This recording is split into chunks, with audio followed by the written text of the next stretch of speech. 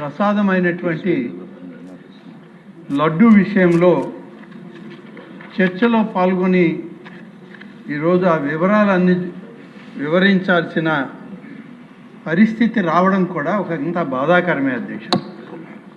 భగవంతునికి పెట్టేటువంటి ప్రసాదం, భగవంతుని ద్వారా సమాజంలో ఉన్నటువంటి సామాన్య భక్తులకి అందేటువంటి ఈ ప్రసాదం చర్చనీయాంశం చేయడమే కాదు అధ్యక్ష, కల్తీ చేసి దాన్ని అపవిత్రతని మరి ఇవాళ తయారు చేయడం అనేటువంటిది ఈరోజు ఈ సభలో దీనికి ఒక చర్చలో పాల్గొనాల్సి రావడం కూడా దేవాదాయ శాఖ మంత్రిగా బాధాకరంగానే ఉంది అధ్యక్ష. ప్రస్తుతం కేసు తిరుమల తిరుపతి దేవస్థానం కల్తీ ఆవు నెయ్యి సరఫరాకు సంబంధించి తీవ్రమైన ఆరోపణలకు సంబంధించినది. ఈ నెయ్యి తిరుమల మరియు తిరుచానూరు ఆలయాల్లో భక్తులకు సమర్పించే శ్రీవారి లడ్డు మరియు ఇతర పవిత్ర ప్రసాదాల తయారీలో ప్రధాన పదార్థంగా ఉపయోగించబడుతుంది. మతపరమైన మనోభావాలు మరియు టీటీడీ చేపట్టే భారీ స్థాయి కొనుగోళ్ల కారణంగా ఈ అంశం గణనీయమైన ప్రజా ప్రాముఖ్యతని సంతరించుకుంది. అధ్యక్ష, ఫిర్యాదు మూలం, దీనికి సంబంధించినటువంటి ఎఫ్ఐఆర్ రిజిస్ట్రేషను, దీనికి Messrs AR Dairy Food Private Limited Dindigul మరియు ఇతర అనుబంధ సంస్థలు టీటీడీకి కల్తీ నెయ్యిని సరఫరా చేశాయని ఆరోపిస్తూ TTD procurement general manager Shri P Muralikrishna 25/9/24 సమర్పించిన లిఖితపూర్వక ఫిర్యాదుతో ఈ కేసు ప్రారంభమైంది అధ్యక్ష.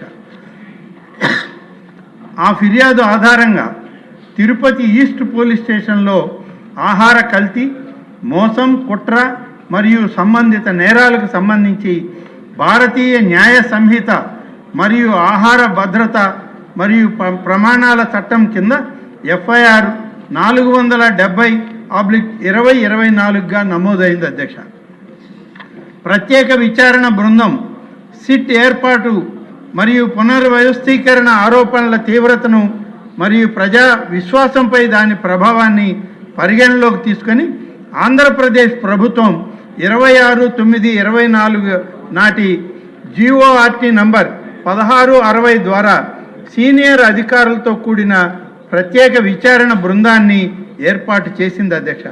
తదనంతరం రిట్ పిటిషన్ నంబర్ 622/2024లో భారత గౌరవ సుప్రీంకోర్టు 4/10/2024 నాటి ఉత్తర్వుల మేరకు స్వతంత్ర మరియు సమగ్ర విచారణను నిర్ధారించడానికి సిబిఐ డైరెక్టర్ పర్యవేక్షణలో సిబిఐ, ఆంధ్రప్రదేశ్ పోలీస్ మరియు ఎఫ్ఎస్ఎస్ఏఐ ప్రతినిధులతో సిట్ పునర్వ్యవస్థీకరించబడింది అధ్యక్ష. నెయ్యి సేకరణ విధానం మరియు టెండర్ ఫ్రేమ్వర్క్, గీ ప్రొక్యూర్మెంట్ సిస్టంలో టెండర్ ఫ్రేమ్వర్క్ అధ్యక్ష. ఈరోజు టీటీడీ ఆలయాలలో లడ్డూ ప్రసాదం మరియు ఇతర నివేదనల తయారీలో ఆవు నెయ్యి ప్రాథమిక పదార్థమని విచారణలో నిర్ధారణ అయింది అధ్యక్ష. టీటీడీ 2014 నుండి ఈ టెండర్ల ద్వారా అగ్మార్క్ స్పెషల్ గ్రేడ్ ఆవు నెయ్యిని మల్టీ వెండర్ సిస్టమ్ కింద సేకరిస్తోంది. అందులో 65% సరఫరాను అతి తక్కువ ధరకు కోట్ చేసి బిడ్డర్కు L1, మిగిలిన పరిమాణాన్ని అదే రేటుకు తదుపరి అర్హత కలిగిన బిడ్డర్కు కేటాయిస్తారు. నిజమైన నెయ్యి సేకరణను నిర్ధారించడానికి టెండర్ నిబంధనలను చారిత్రాత్మకంగా కఠినమైన అర్హత ప్రమాణాలు కలిగి ఉన్నాయి అధ్యక్ష. టెండర్ నిబంధనలు ప్రకారం 2014 టెండర్ నిబంధనలు డైరీలో కనీస నిర్వహణ అనుభవం, ఉత్పత్తి సామర్థ్యం మరియు పాల సేకరణ స్థాయిలను ప్రదర్శించాల్సి ఉండేది. 2018లో నాణ్యతా ప్రమాణాలను పాటిస్తూనే ప్రాంతీయ భాగస్వామ్యాన్ని ప్రోత్సహించడానికి జాతీయ మరియు ఆంధ్రప్రదేశ్ డైరీల కోసం ప్రత్యేక విభాగాలను ప్రవేశపెట్టారు. తగిన మౌలిక సదుపాయాలు ఉన్న స్థాపించబడిన డైరీలు మాత్రమే పాల్గొనేలా ఈ నిబంధనలను నిర్ధారించాయి.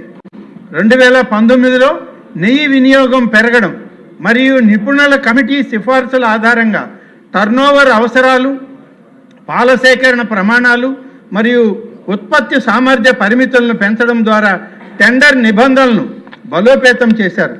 ఈ బలోపేతం పాలు, కొవ్వు మార్పిడి నిష్పత్తులు మరియు అంచనా వేసిన వినియోగానికి సంబంధించిన సాంకేతిక కారణాల ద్వారా మద్దతు ఇవ్వబడింది. తద్వారా సేకరణ నిబంధనలను వాస్తవ పరిస్థితులకు అనుగుణంగా మార్చారు. 2020 టెండర్ల నిబంధనల సడలింపు అధ్యక్ష. అయితే అధ్యక్ష, ఫిబ్రవరి 2020లో సుమారు 5 నెలల వ్యవధిలోనే బలోపేతం చేయబడిన నిబంధనలను గణనీయంగా సడలించినట్లు విచారణలో వెల్లడైంది. నిర్వహణ అనుభవం అవసరాన్ని 3 సంవత్సరాల నుండి 1 సంవత్సరానికి తగ్గించారు అధ్యక్ష. వార్షిక టర్నోవర్ అవసరాన్ని తగ్గించారు. ఆవు పాల కొవ్వు ఉత్పత్తి ప్రమాణాలను తగ్గించారు మరియు తప్పనిసరి పాల సేకరణ నిబంధనలను తొలగించారు. సమగ్ర అధ్యయనం, క్షేత్రస్థాయి పరిశీలన లేదా సాంకేతిక సమర్థన